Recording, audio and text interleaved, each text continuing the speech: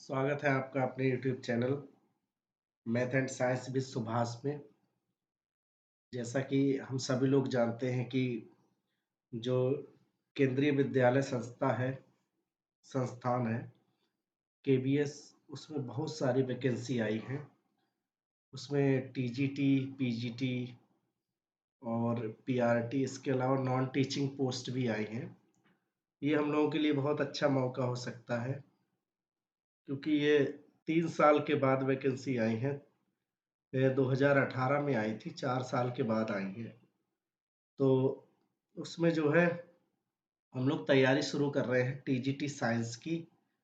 Science का syllabus जो है, सब्जेक्ट जो होता है साइंस का, वो पहली बार पूछा जा रहा है। इससे पहले TGT में सब्जेक्ट नहीं पूछा जा रहा था।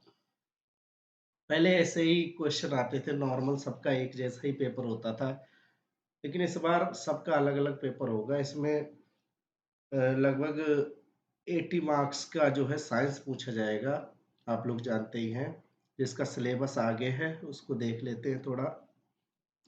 देखिए, ये TGT साइंस का सिलेबस है, ये 80 नंबर का आएगा। इसमें लगभग सभी चैप्टर जो लिए गए हैं वो 6 से लेके 10 तक जो साइंस है उससे लिए गए, इसी से पूछे जाएंगे। तो इसका आप स्क्रीनशॉट ले सकते हैं। इसमें चैप्टर वाइज है। मैटर जो नेचर एंड बिहेवियर जो 9th का चैप्टर है साइंस का। केमिस्ट्री का नेचर ऑफ मैटर, ये केमिस्ट्री का है। यहाँ तक केमिस्ट्री है। फिर यहाँ से बायोलॉजी शुरू हो रही है।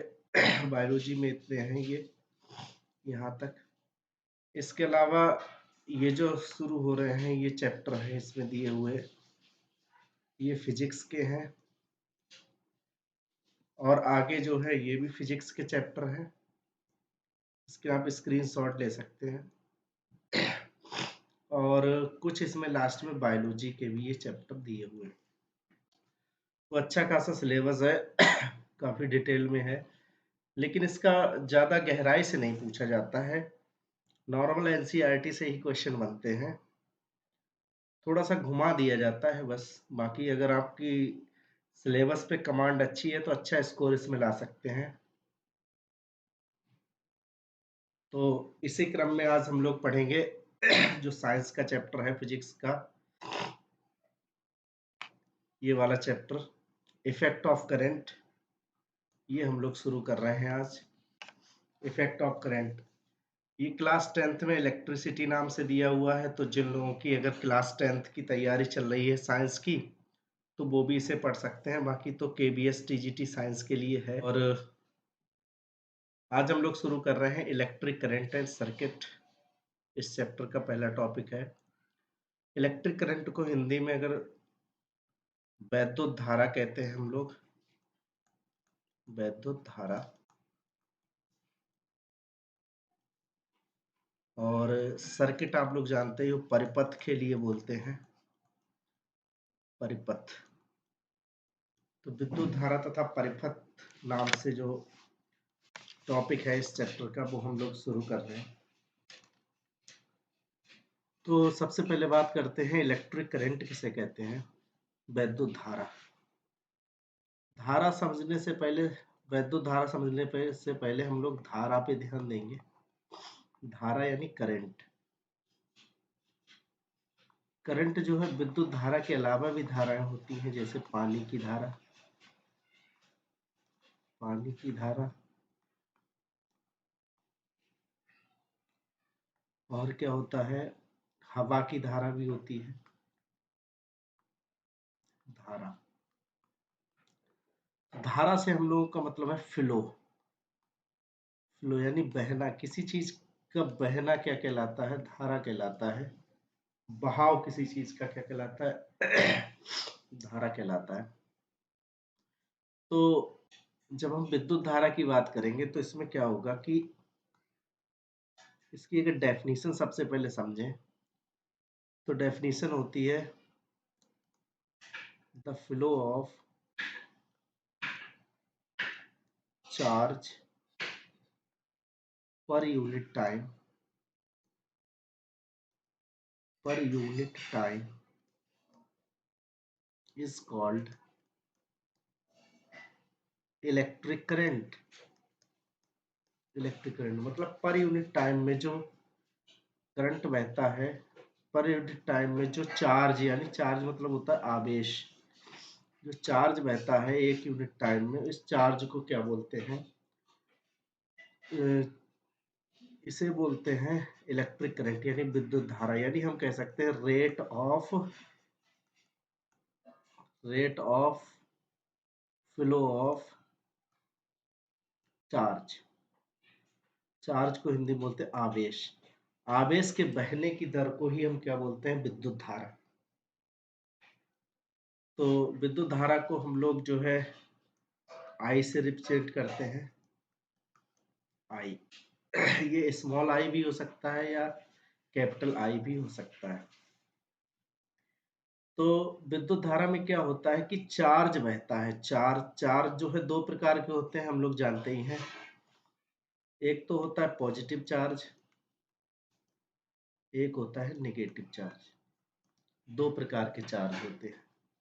आवेश, एक धनावेश, एक ऋणावेश। तो आवेश के बहने की दर को ही क्या बोलते हैं? विद्युत धारा बोलते हैं। इसे आई से रिप्रेजेंट करते हैं। मान लो एक आवेश है क्यू, क्यू क्या है? चार्ज है। और ये टी टाइम तक बह रहा है। टाइम कितना है? टी। यानी टी टाइम में क्यू आवेश जो है फ्लो हो रहा है। तो इलेक्ट्रिक करंट कैसे होगा? आई इज इक्वल टू होगा क्यू अपॉन टी, यानी विद्युत धारा बराबर हो जाएगा आवेश बटे समय। तो क्यू आप लोग जानते हो, आवेश का मात्रक जो होता है वो कूलाम होता है। कूलाम, कूलाम मात्रक होता है। और जो टी है, टी का जो एसआई मात्रक यानी एसआई यूनिट जो है टी, यानी समय, समय का मात्रक होता है सेकंड। तो विद्युत धारा का मात्रक क्या हो जाएगा? विद्युत धारा का मात्रक हो जाएगा unit of electric current.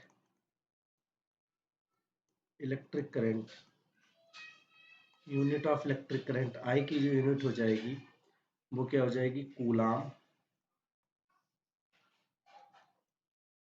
Upon समय। कूलाम अपॉन समय यानी सी अपॉन टी। तो कूलाम बटे समय को एक नाम दिया गया है एम्पियर। जो एक साइंटिस्ट थे एम्पियर, उनके नाम पर एम्पियर रखा गया। तो जो एसआई यूनिट है वो जो है एम्पियर कहलाती है। विद्युत धारा का एसआई मात्रक क्या है? एम्पियर। एक एम्पियर किसके बराबर होता है? 1 एम्पियर अगर हम बात करें तो एक कूलाम का चार्ज अगर 1 सेकंड तक फ्लो करता है तो विद्युत धारा जो उत्पन्न होती है वो कितनी कहलाती है? 1 एम्पियर। तो 1 एम्पियर कितने के बराबर होता है? 1 कूलाम बटे 1 सेकंड के बराबर होता है। यानी 1 कूलाम का आवेश 1 सेकंड में बह रहा है, तो हम लोगों को जो विद्युत धारा मिलेगी वो 1 एम्पियर की मिलेगी। इसके अलावा विद्युत धारा के अन्य मात्रक भी हैं, जैसे मिली एम्पियर। इसे क्या बोलते हैं? Milli ampere.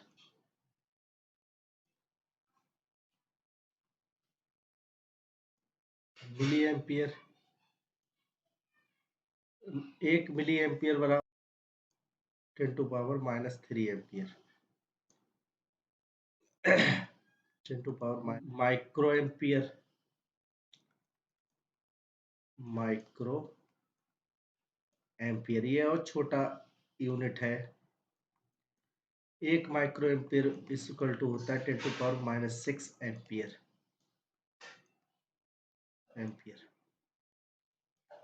यानी 1 एम्पियर का ये 1000वां भाग है। और ये 1/100000वां भाग है।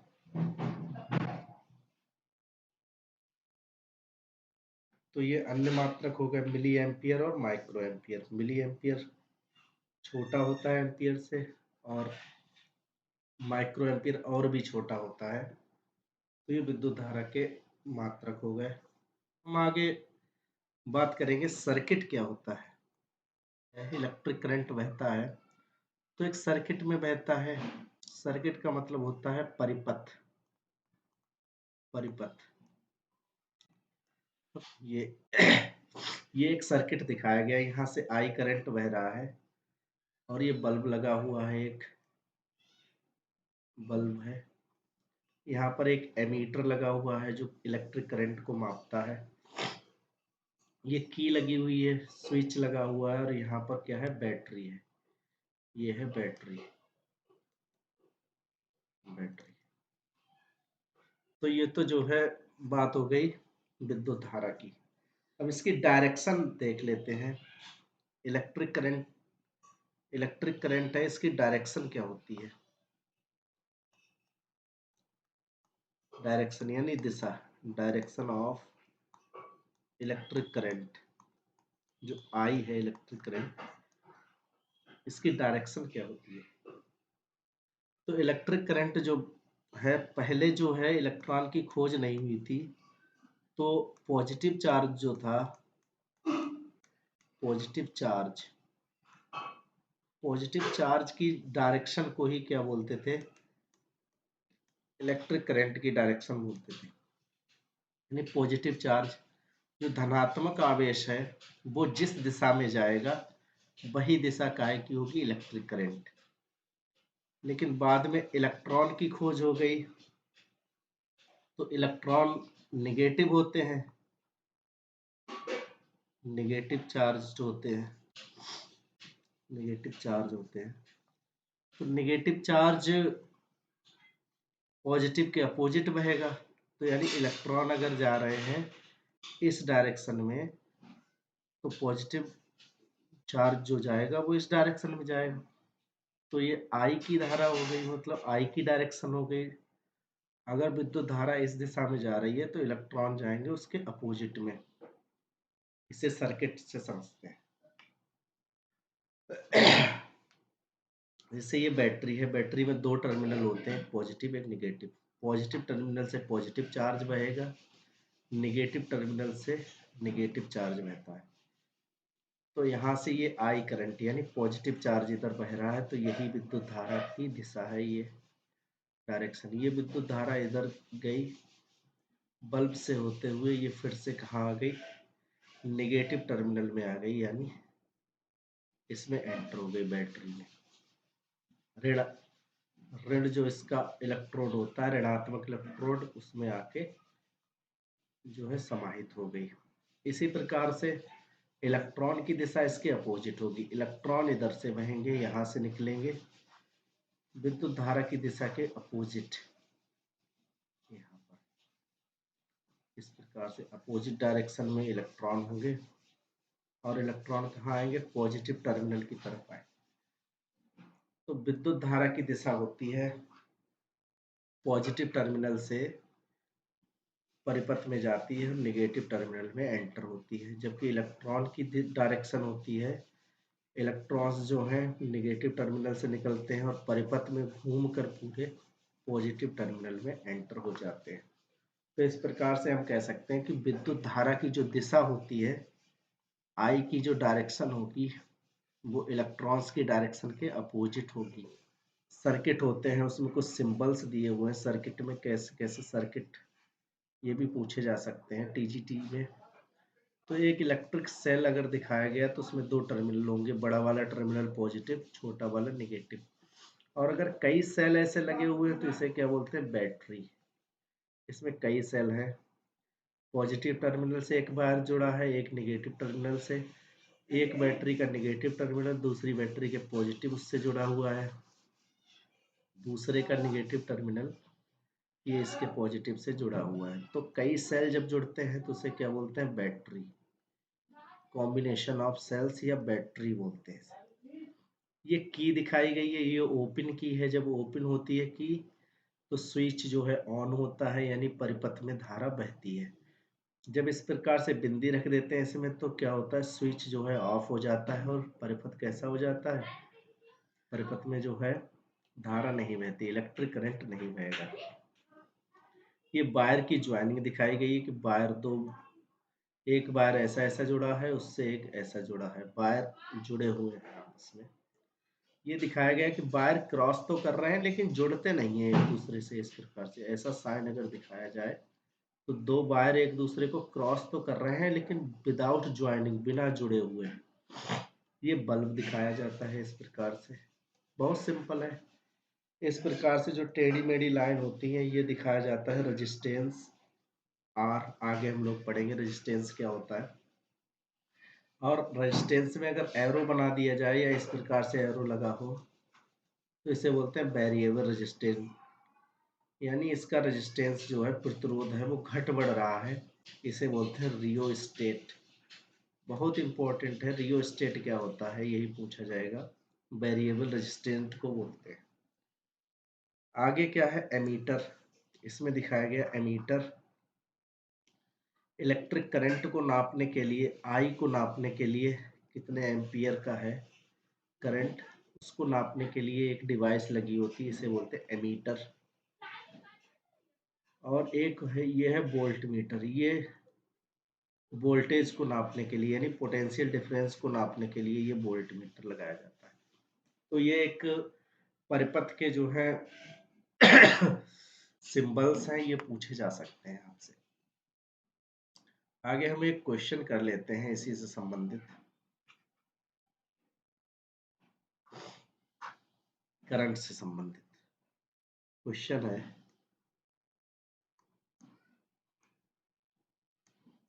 इफ सर्किट, मतलब 3 कूलाम का आवेश अगर 5 सेकंड तक बह रहा है तो करंट कितना होगा, यानी इलेक्ट्रिक करंट कितना होगा, विद्युत धारा क्या होगी। विद्युत धारा का मान पूछ रहा है। तो इसे बहुत सिंपल है, I इज इक्वल टू क्या होता है, Q अपॉन T। Q की वैल्यू दी है 3 कूलाम और ये दिया है 5 सेकेंड। 5 से 5 पॉइंट लगाया यहाँ पे और 0 बढ़ जाएगा, 5 छक्का 30, यानी 0.6 एम्पियर की हमें करंट। क्वेश्चन हमारा है कि हाउ मैनी, एक कूलाम चार्ज अगर फ्लो हो रहा है तो उसमें कितने इलेक्ट्रॉन फ्लो होंगे, यानी कितने इलेक्ट्रॉन्स की जरूरत होगी, यानी एक कूलाम चार्ज कितने इलेक्ट्रॉन्स देंगे।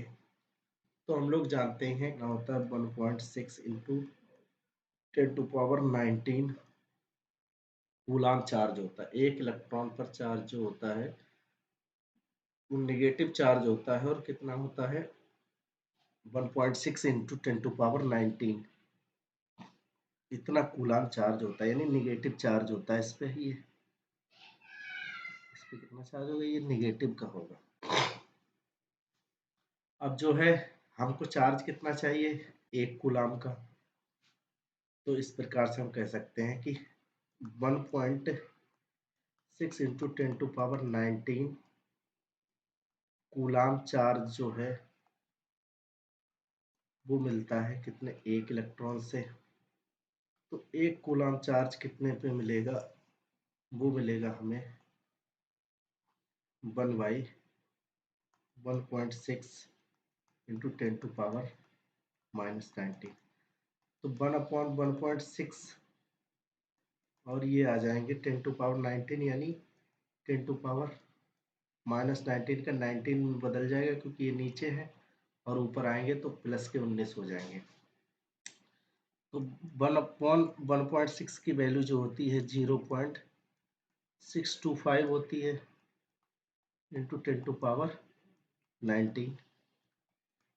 तो ये लगभग 6.25 इंटू 10⁻18 इतने इलेक्ट्रॉन्स की जरूरत होगी एक कूलाम चार्ज के लिए। इस प्रकार के क्वेश्चन जो है पूछे जा सकते हैं। क्वेश्चन तो हम लोग इकट्ठे करेंगे, यहाँ पर एक एक एग्जाम्पल आपको करवा दिया है जिससे कंफ्यूजन आपकी दूर हो जाए। बाकी क्वेश्चन तो हम लोग अलग से करेंगे, क्वेश्चन वाला सेशन रखेंगे। देखिए electric potential and potential difference. तो इलेक्ट्रिक पोटेंशियल क्या है, जैसे पहले क्या था कि विद्युत धारा को क्या बोलते थे, पॉजिटिव जो चार्ज है, पॉजिटिव चार्ज के फ्लो की रेट को ही विद्युत धारा बोलते थे। लेकिन ऐसा नहीं है, निगेटिव चार्ज के फ्लो को भी हम क्या बोलेंगे, विद्युत धारा। लेकिन उनकी डायरेक्शन अलग होगी। अगर पॉजिटिव चार्ज जा रहा है इस डायरेक्शन में तो निगेटिव कहाँ जाएगा, इस डायरेक्शन में। लेकिन माना ऐसा ही गया है कि विद्युत धारा जो बहती है वो प्लस वाले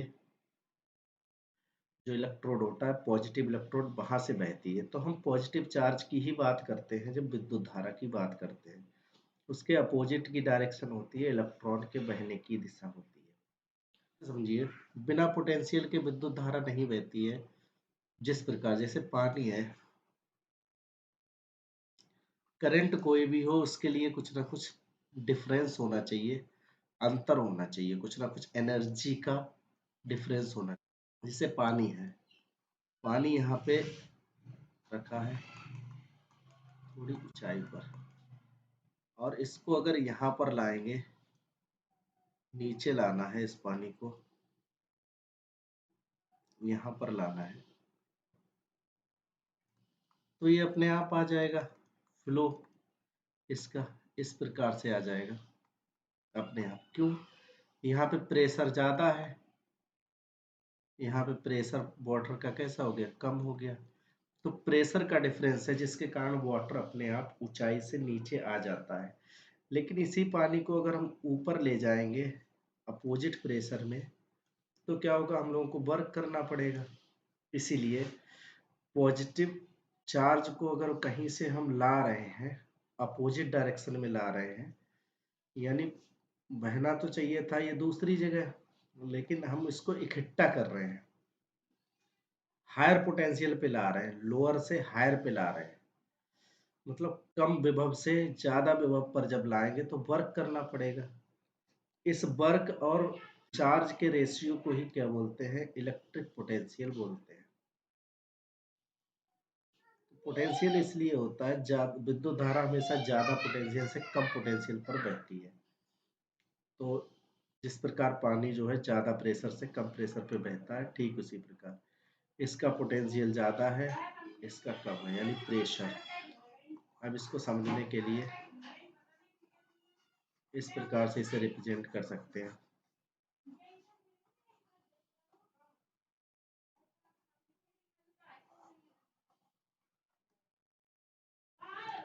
डेफिनेशन इसकी, the work done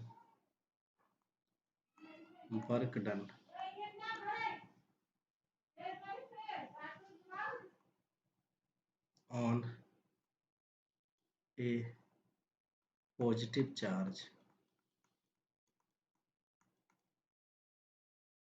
positive charge,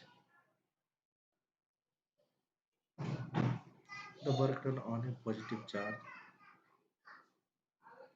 due to which due to which it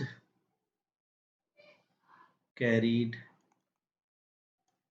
from infinity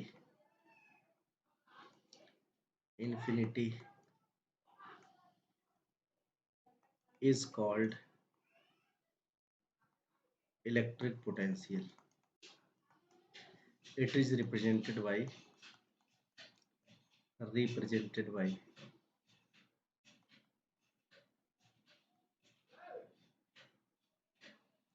electric potential को रिप्रेजेंट करते हैं हम लोग V से।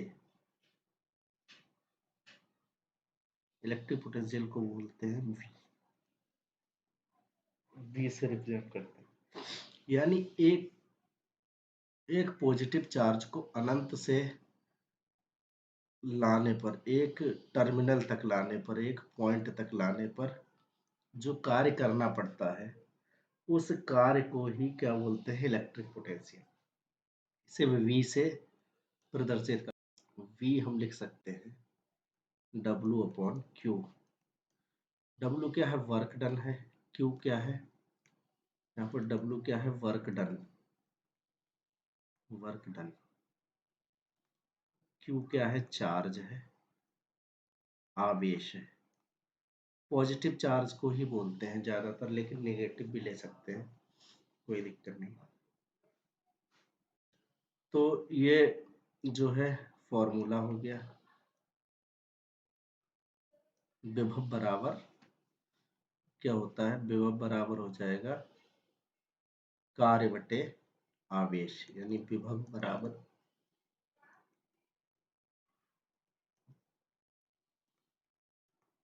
कार्य बटे आवेश। आवेश, तो ये हो जाएगा फॉर्मूला। अब इसकी अगर यूनिट की बात करें, यूनिट यानी इकाई, या हम कह सकते हैं मात्रक।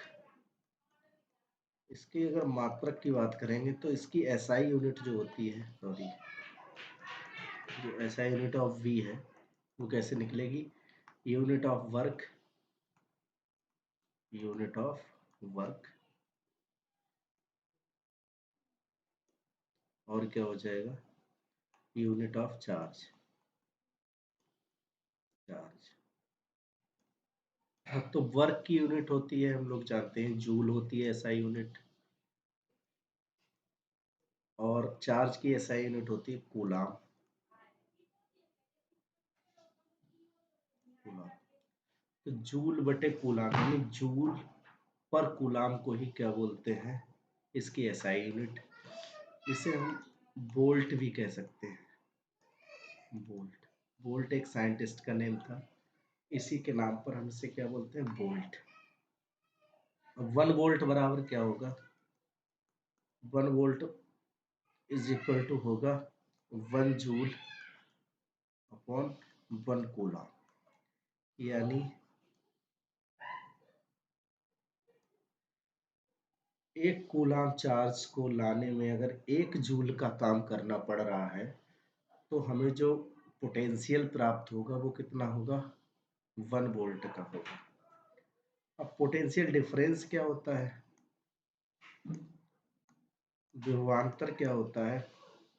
डिफरेंस हम निकालते हैं, जैसे इस प्रकार से बैटरी है ये, बैटरी के 2 टर्मिनल होंगे, एक प्लस वाला एक माइनस वाला। तो मान लो 6 वोल्ट है, ये प्लस का होगा, नेगेटिव टर्मिनल का -6 वोल्ट है। पोटेंशियल सॉरी, तो पोटेंशियल डिफरेंस क्या होगा?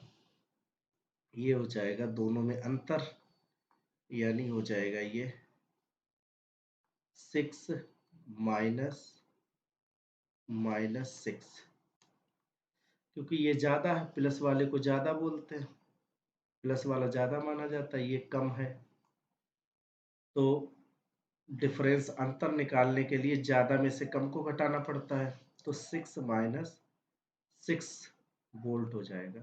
तो ये कितना हो जाएगा? 6 माइनस माइनस क्या हो जाएगा? +6, यानी 12। तो इसका पोटेंशियल डिफरेंस कितना है? 12 वोल्ट है। इसी को विभवांतर बोलते हैं, पोटेंशियल डिफरेंस। अगर एक टर्मिनल का पोटेंशियल +6 वोल्ट है, तो दूसरे का -6 वोल्ट होगा। इसी को क्या बोलते हैं? पोटेंशियल डिफरेंस कितना हो जाएगा? 12 वोल्ट, यानी 12 वोल्ट की बैटरी में 6 वोल्ट प्लस वाले का होगा और -6 वोल्ट माइनस वाले का होगा।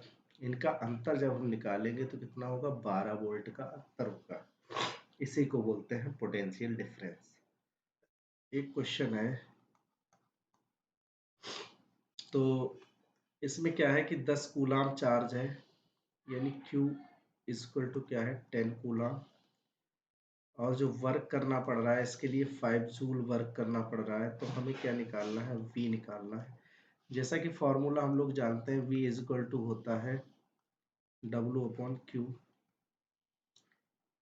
तो W का मान दिया है 5 और Q यानी 10, 5 एकम 5, 5 दूनी 10, यानी 0.5 वोल्ट जो है हमें इससे पोटेंशियल मिलेगा, इलेक्ट्रिक पोटेंशियल कितना मिलेगा 0.5 वोल्ट।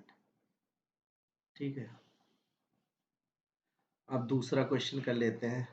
इलेक्ट्रोड का विभव जो है वो 20 मिली वोल्ट है, उसमें आवेश जो है वो 10 मिली कूलाम का है, तब इसके द्वारा कितनी ऊर्जा उत्सर्जित होगी, यानी कितनी एनर्जी ये दे सकती है।